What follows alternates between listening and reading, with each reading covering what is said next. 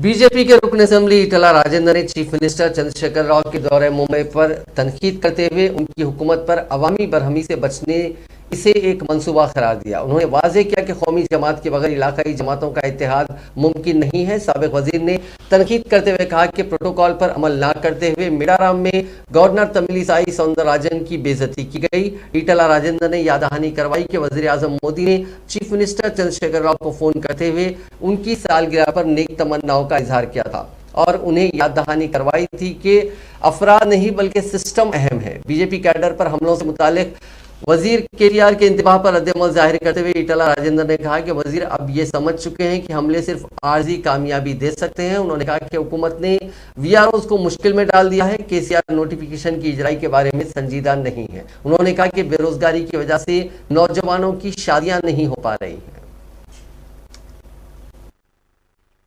మన రాష్ట్ర అవసరాలకు రాష్ట్ర జనాభాకి 4,91,304 మంది ఉండాలి.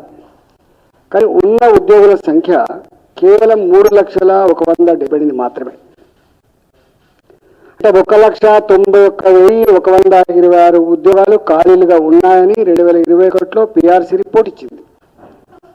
ఆ తదుపరి ఎక్కడ కూడా ఒక ఉద్యోగం నింపలేదు. ఇవాళ చదువుకున్న యువకుడికి ఉద్యోగం అనే ఒక కళ, జీవిత కళ, ఆశయం.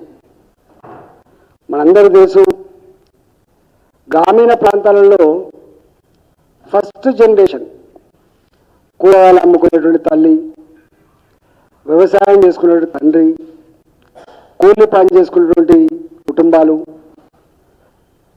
రిక్షా నడిపేటోళ్ళు, కార్ల డ్రైవర్లు, అనేక మంది మా జీవితం ఇప్పటి వరకు ఉద్యోగాల రిక్రూట్మెంట్ విషయంలో ప్రభుత్వానికి